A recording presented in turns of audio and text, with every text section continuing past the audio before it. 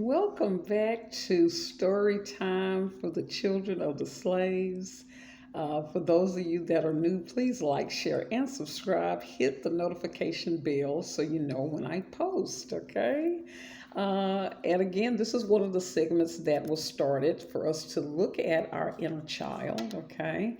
And again, during slavery, our children were not treated as children, right? And that's one of the things that's been passed down throughout the generations, even for ourselves and even for our children. A lot of times we did not have, and our children don't have the luxury of just fully being a child. At some point, they always have to become aware of the double life they live as children. Because again, our children a lot of times will be judged more harshly than other groups of kids, okay?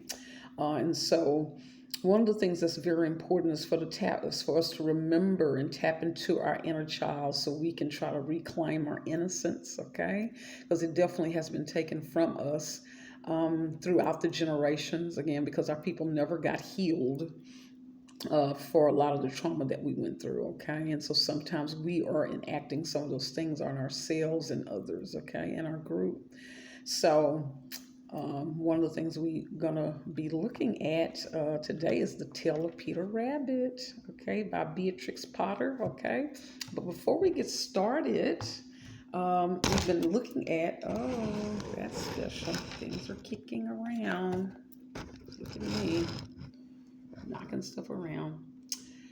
Complete Guide to Self-Care, Best Practices for Healthier and a Happier You. So we've been talking about the inner child. And one of the things this book talked about is two things you need to awaken your inner child. You are going to need fascination with simple things and connection to the present moment and the world around you. Okay? So that is important, connecting back to enjoying simple things. And I'm just going to read a little bit before I read the story, okay? So bear with me. It says, it can be difficult to remove, and I'll just kind of move this out the way while I read. It can be difficult to remove outcome attachment because it is normal for your inner critic and perfectionist to show up and ruin the moment by telling you that whatever you're trying, doing, or creating isn't good enough. The beautiful thing about being a child is that the outcome doesn't matter. It's the doing that provides joy. But before you can become fascinated with something, you must remove perfection from your vocabulary. Your inner perfectionist and its chronic fear of failure will sabotage your chances at happiness. Try incorporating the following activities in your life to silence your inner perfectionist, also known as your happiness sabotager, okay? So they suggest different activities, but we need to think about this. Are we perfectionists to where we don't want to try anything, right? And again, that can stem from slavery. We had to be perfect. But now it is safe where we don't have to be perfect, okay? All right, so we're going to be looking at The Tale of Peter Rabbit by Beatrice Potter.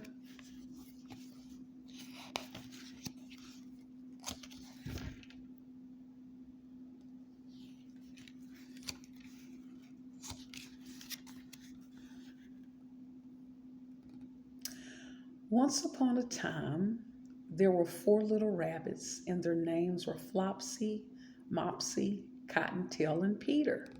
They lived with their mother in the sandbank underneath the root of a very big fir tree.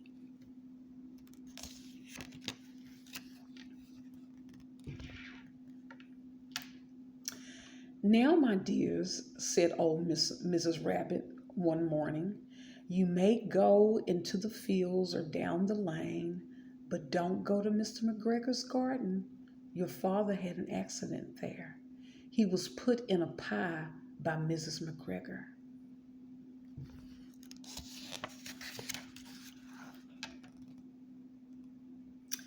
Now run along and don't get into mischief.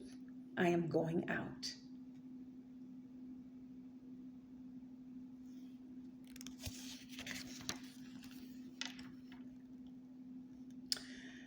Then old Mrs. Rabbit took a basket and her umbrella and went through the wood to the baker's.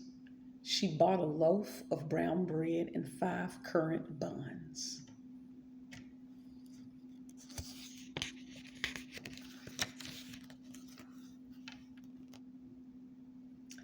Flopsy, Mopsy, and Cottontail, who were good little bunnies, went down the lane to gather blackberries.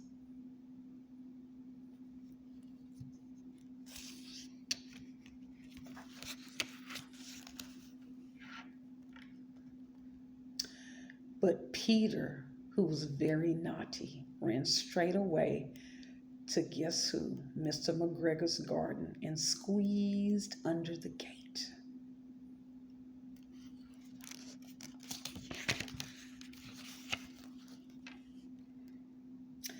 First, he ate some lettuces and some French beans, and then he ate some radishes.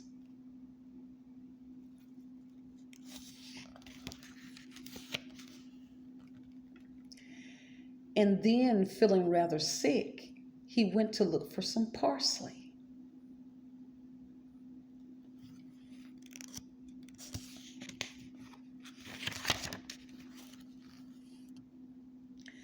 But round the end of the cucumber frame, whom should he meet but Mr. McGregor?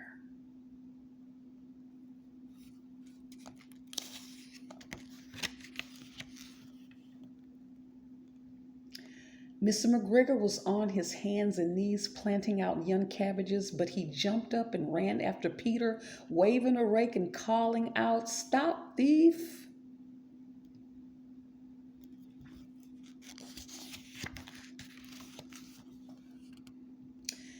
Peter was most dreadfully frightened. He rushed all over the garden, for he had forgotten the way back to the gate. He lost one of his shoes among the cabbages and the other shoe amongst the potatoes.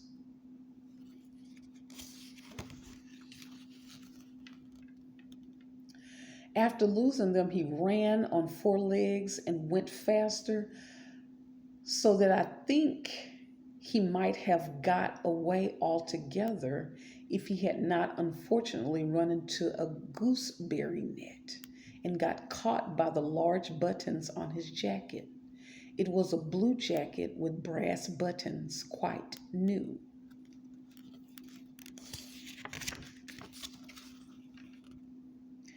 Peter gave himself up for lost and shed big tears, but his sobs were overheard by some friendly sparrows, who flew to him in great excitement and implored him to exert himself.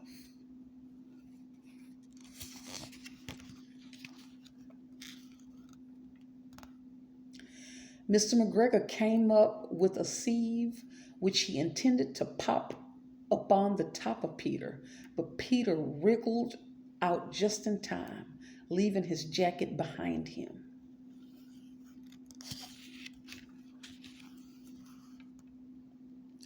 And rushed into the tool shed and jumped into a can.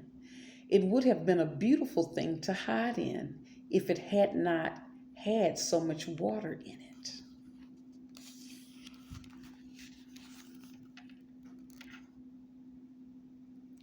Mr. McGregor was quite sure that Peter was somewhere in the tool shed, perhaps hidden underneath a flower pot. He began to turn them over carefully, looking under each. Presently, Peter sneezed. "Kerchoo!" Mr. McGregor was after him in no time.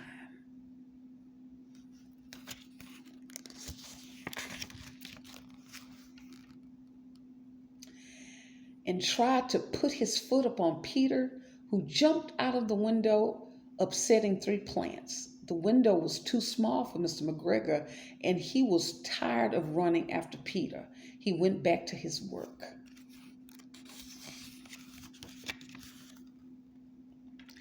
Peter sat down to rest. He was out of breath and trembling with fright, and he had not the least idea which way to go. Also, he was very damp with sitting in that can. After a time, he began to wander about, going lippity-lippity, not very fast, and looking all around.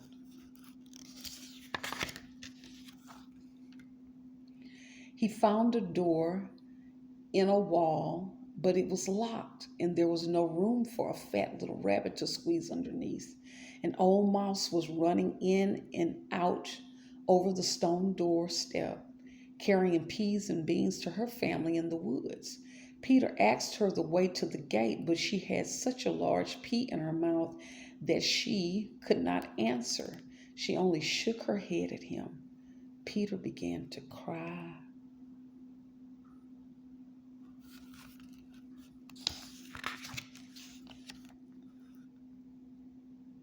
Then he tried to find his way straight across the garden, but he came across more and more puzzled. Presently, he came to a pond where Mr. McGregor filled his water cans. A white cat was staring at some goldfish.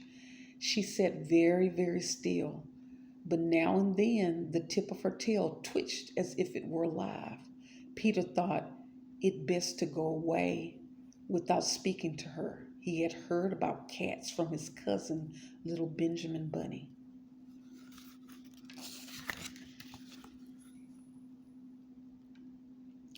He went back towards the tool shed, but suddenly, quite close to him, he heard the noise of a hoe. Scratch, scratch, scratch, scratch. Peter scuttered underneath the bushes. But presently, as nothing happened, he came out and climbed upon a wheelbarrow and peeped over. The first thing he saw was Mr. McGregor hoeing onions. His back was turned towards Peter, and beyond him was the gate.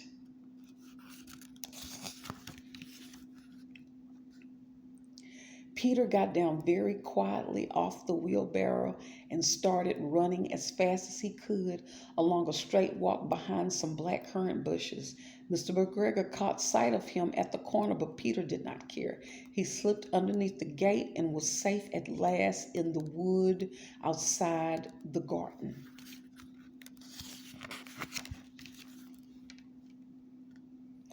Mr. McGregor hung up the little jacket and the shoes for a scarecrow to frighten the blackbirds.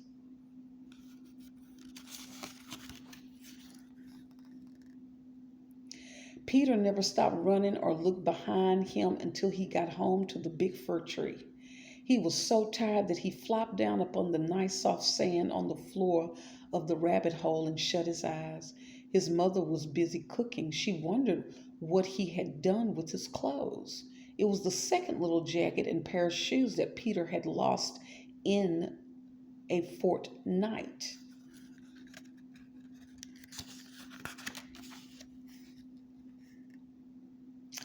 I am very sorry to say that Peter was not very well during the evening. His mother put him to bed and made some chamomile tea, and she gave a dose of it to Peter, 1 tablespoonful to be taken at bedtime.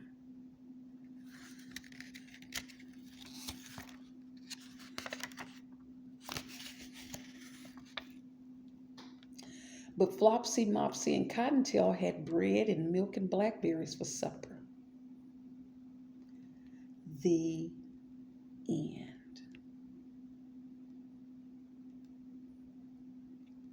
Oh, I love this little book. I ended up getting this little book from a estate sale. I love the little vintage images, so I'm hoping you all enjoyed that. What can we say about the tale of Peter Rabbit? It's interesting. I look at that and I think about, throughout history, kind of, you know, we've talked a lot about, single parent homes and mothers raising the children, and this being a very familiar kind of scene or family situation. And again, we talked about families being split up, and even today that playing out where because of programming, because of some of the trauma, households being, with the mother and the children. Um, then I also think biblically, a lot of times, the men and women did not live in the same home. Women had their own homes, men had theirs, and so there were times when they would interact, but a lot of times the mother was kind of left kind of with the educating and mentoring and teaching values and things to the children. So it's kind of funny how that kind of plays out still today.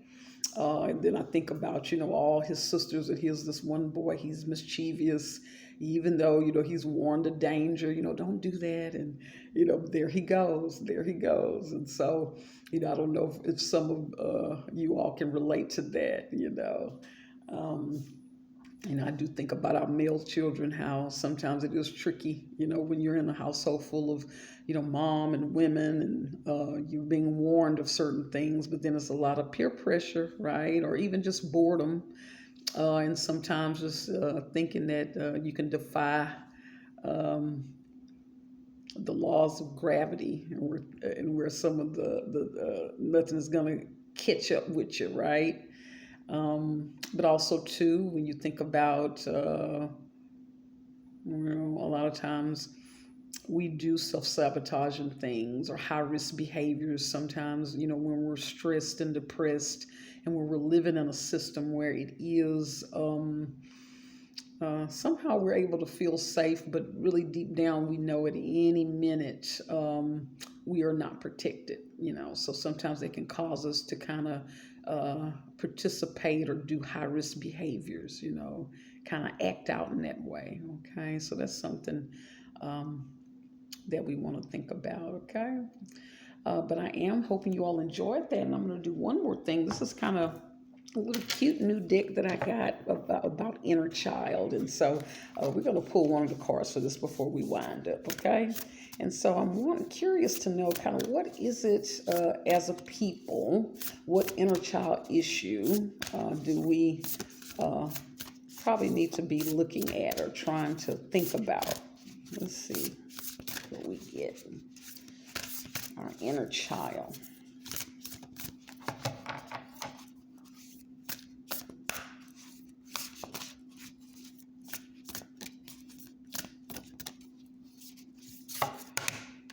Okay, so I have those turn out. Let's see. We're going to take this one that's on the top.